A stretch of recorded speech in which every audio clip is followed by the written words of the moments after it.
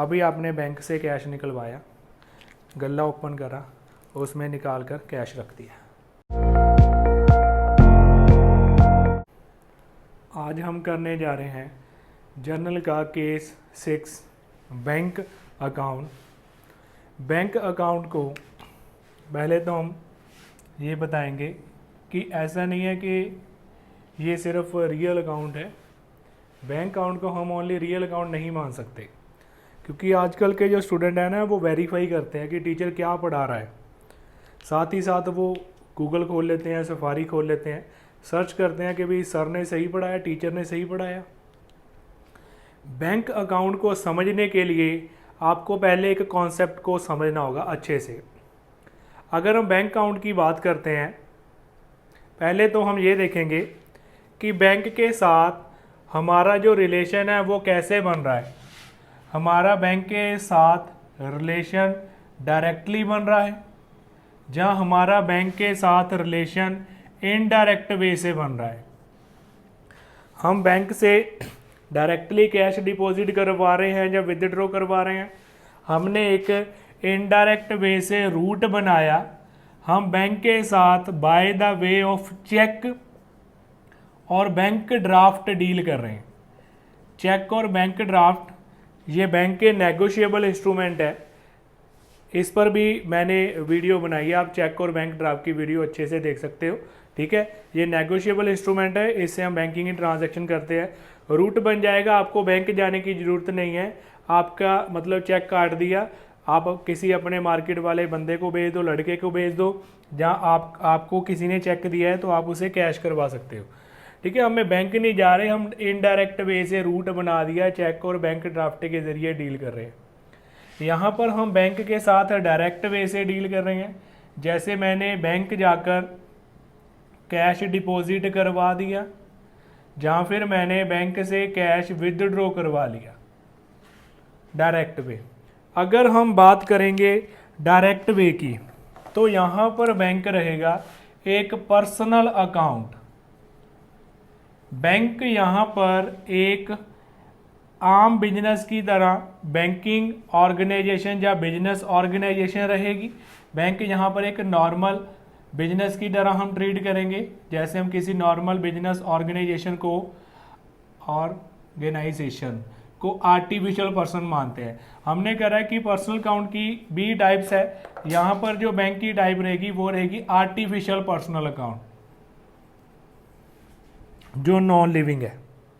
Okay, then हम बात करेंगे, अगर हम बैंक से इनडायरेक्ट वे से रूट बनाकर डील कर रहे हैं, तो यहाँ पर हम बैंक को रियल अकाउंट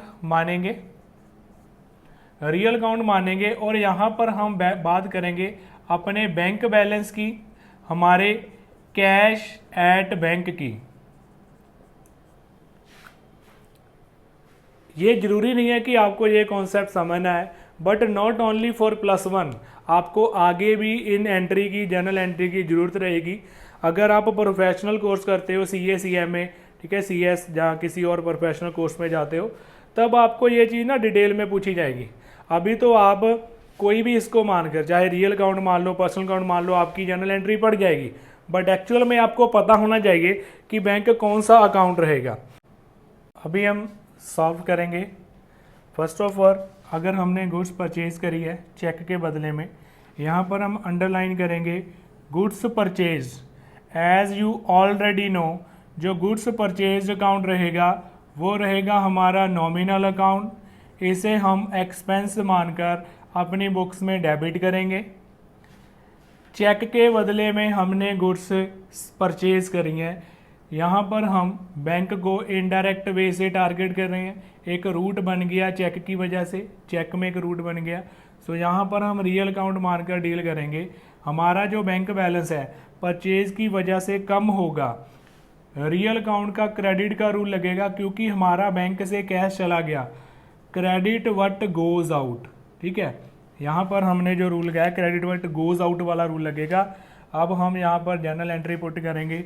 नॉर्मली तो हम ऐसे डील करते थे, purchases account debit to cash account. ठीक है, यहाँ पर मैं कैश ही लिखूंगा, मेरे को पता है मैं गलत लिख रहा हूँ, बट आपको इजी वे से समझाने के लिए यहाँ पर हम नॉर्मल लिखते थे परचेजेस टू कैश।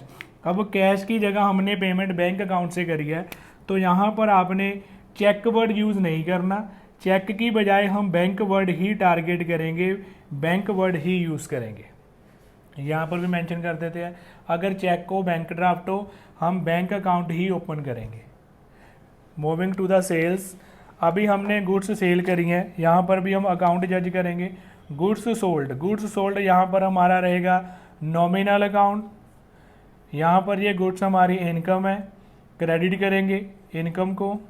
और चेक, अभी हमारा जो बैंक बैलेंस है बढ़ जाएगा क्योंकि हमें पैसे रिसीव हो रहे हैं, यहाँ पर हम रियल अकाउंट की वजह से इसको डेबिट करेंगे।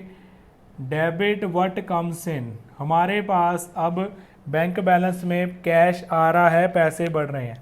कैश मतलब बैंक बैलेंस में कैश, ठीक है, आपके लिए वो कैश एट बैंक ही रहेगा। यहाँ पर हम डेबिट करेंगे, पहले हम जनरल एंट्री डालते थे कैश टू सेल्स, अब यहाँ पर कैश की जगह पर बैंक डालेंगे क्योंकि हमें चेक रिसीव हुआ है। Bank account debit to sales account. Starting level के लिए इतना तो ठीक है, ठीक है। अगर आप इसको और अच्छे तरीके से समझना चाहते हैं, इसको और ऐड करना चाहेंगे, जैसे जैसे हमारे प्रैक्टिकल सम आते जाएंगे, ये केस भी थोड़ा कॉम्प्लेक्स हो जाएगा कि हमने चेक किसी और डेट को रिसीव किया है, पेमेंट किसी और डेट को है, वो बाद की बात है। स्टेप बाय स्टेप अगर चीज़ों को करेंगे तो अच्छे से समझ आ जाएगी। टॉपिक इनकम्प्लीट नहीं है, इसके बाद और भी ये ऐड ऑन हो जाएगा, बट इनिशियल लेवल के लिए ये आपके लिए ठीक है। गोइंग टू नेक्स्ट पॉइंट, अगर हम बैंक को पर्सनल अकाउंट मानकर डील करेंगे, पहले तो अकाउंट जज करेंगे हमको यहाँ पर स्टेटमेंट में एक तो कैश अकाउंट नज़र आ रहा है, सेकंड हमें नज़र आ रहा है बैंक अकाउंट। कैश को यहाँ पर हम रियल अकाउंट मानेंगे। हमारे बिजनेस के जो हमने गल्ला रखा है, गल्ले को ओपन करा, उसमें से 50,000 50,000 निकाला, आपको खुद बैंक जाकर डील करना पड़ रहा है। आप बोलोगे पहले आपने चेक के बारे में ऐसा कहा था। देखो चेक जो है बेसिकली इनडायरेक्ट वे हो गया, इंस्टेंटली कुछ नहीं होता, ये तो इंस्टेंटली बैंक में डील हो गया ना, आपको खुद जाना भी पड़ सकता है। अगर विदड्रॉ करवाओगे तो आपको खुद ही जाना पड़ेगा, आपका रिप्रेजेंटेटिव बैंक से कैश नहीं निकलवा सकता, ठीक है। वो चेक के केस में जरूर हो सकता है, बट इन केस आप पासबुक लेके जाओगे ना तो आपको खुद ब खुद कैश विदड्रॉ करवाना पड़ेगा। इन दो चीज़ों को मिक्स नहीं करना। चेक आप कहीं भी भेज सकते हो, बट कैश डिपॉजिट और विदड्रॉल आपको खुद गले से निकाल कर डील करना पड़ेगा। चलो, cash deposited into bank ₹50,000, cash real account रहेगा। अभी आपके बिजनेस से कैश आपने निकाला 50,000, it means what goes out, आपके बिजनेस से कैश जा रहा है, गोज आउट है, कैश को हम क्रेडिट करेंगे, ओके। यहाँ पर बैंक रहेगा पर्सनल अकाउंट, डिपॉजिट और विथड्रॉल के केस में हम बैंक को पर्सनल अकाउंट ट्रीट करेंगे। यहाँ पर मैंने लिखा बैंक को पर्सनल अकाउंट। अब बैंक पर्सनल अकाउंट है, बैंक में कैश आ रहा है, आप खुद जाके बैंक में डील कर रहे हो, आपने बैंक के काउंटर पर पैसे रखे। नाउ यहाँ पर bank is the receiver, bank को हम डेबिट करेंगे क्योंकि बैंक कैश रिसीव कर रहा है। जर्नल एंट्री क्या होगी, in case bank is the receiver, obvious bank will be debit, bank account को हम डेबिट करेंगे because it is the receiver, personal account का रूल लगा है। यहाँ पर हमसे कैश जा रहा है, what goes out, 50,000 has been gone, business से 50,000 चला गया, bank account debit to cash account. आप अगली एंट्री को ऐसे याद कर सकते हो, अगर आप कैश आ रहा है तो इसको रिवर्स कर दो, बहुत से स्टूडेंट ऐसे याद कर ले कि इस एंट्री को रिवर्स कर दो, बट लॉजिकल भी आपको आता होना चाहिए।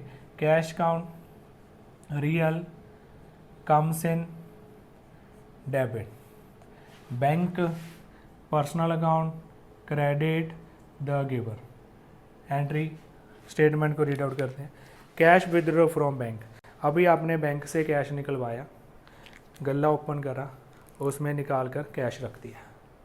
यहाँ पर आपकी बिजनेस ऑर्गेनाइजेशन में कैश इज़ कमिंग इन, पैसा आ रहा है, so that's why real account cash account को हम डेबिट करेंगे with the amount of 20,000। Bank as a personal account deal होगा, क्रेडिट है, द गिवर है, तो बैंक को हम टू बैंक अकाउंट लिखेंगे, टू बैंक अकाउंट। अभी आपने ये नहीं सोचना कि कैश रियल है या पर्सनल है, डिपेंड करता है कि हम कौन सी स्टेटमेंट पढ़ रहे हैं। Take a screenshot.